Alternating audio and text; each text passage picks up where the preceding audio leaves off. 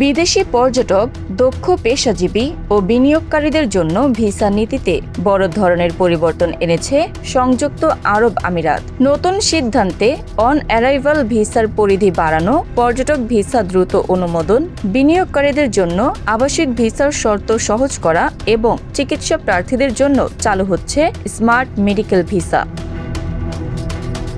আমিরাতের নতুন নীতির আওতায় Indonesia, Vietnam, Thailand, Philippines, Kenya ও দক্ষিণ আফ্রিকার নাগরিকরা এখন 14 ও 60 দিনের অন অ্যারাইভাল ভিসা সুবিধা পাবেন। আগে এ সুবিধা কেবল নির্দিষ্ট শর্ত পূরণকারী ভারতীয় নাগরিকদের জন্য সীমিত ছিল। দুবাই ভ্রমণেও এসেছে বড় স্বস্তি। অনুমোদিত ট্রাভেল এজেন্সির মাধ্যমে আবেদন করলে 30 থেকে 60 দিনের একবার প্রবেশযোগ্য পর্যটক ভিসা মাত্র 48 ঘন্টার মধ্যেই অনুমোদনের প্রতিশ্রুতি দিয়েছে কর্তৃপক্ষ।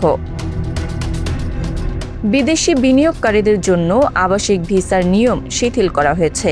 একক মালিকানার সম্পত্তির ক্ষেত্রে ন্যূনতম 7,50,000 দিরহাম মূল্যের সম্পত্তি থাকার শর্ত তুলে দেওয়া হয়েছে। তবে আবেদনকারীকে সম্পত্তির একক মালিক হতে হবে। যৌথ মালিকানার ক্ষেত্রে প্রত্যেকের অংশের মূল্য কমপক্ষে 4 লাখ দিরহাম হতে হবে।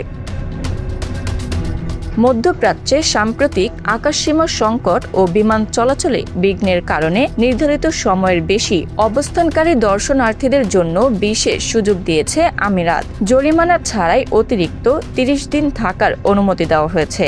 তবে আগামী 9 জুলাইয়ের মধ্যে ভিসার অবস্থা নিয়মিত করতে হবে অথবা দেশ ত্যাগ করতে হবে। চিকিৎসা পর্যটনকে আরও সহজ ও আধুনিক করতে চালু হচ্ছে স্মার্ট মেডিকেল ভিসা।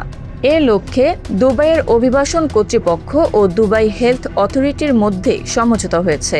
নতুন ব্যবস্থায় ভিসা, আবাসন ও চিকিৎসা সেবা একটি সমন্বিত প্ল্যাটফর্মের আওতায় আনা হবে। তবে জনস্বাস্থ্য সুরক্ষায় কঠোর অবস্থানও নিয়েছে সংযুক্ত আরব আমিরাত। ইবোলা ভাইরাসের ঝুঁকি বিবেচনায় গণতান্ত্রিক প্রজাতন্ত্র কঙ্গো, উগান্ডা ও দক্ষিণ সুদানের নাগরিকদের জন্য নতুন ভিসা ইস্যু সাময়িকভাবে স্থগিত করা হয়েছে। পর্যটন, বিনিয়োগ ও চিকিৎসা খাতকে আরও গতিশীল করার পাশাপাশি অভিবাসন প্রক্রিয়াকে আধুনিক ও সহজ করতেই এসব পরিবর্তন আনা হয়েছে বলে জানিয়েছে আমিরাতের সংশ্লিষ্ট কর্তৃপক্ষ। Bangla affairs news desk.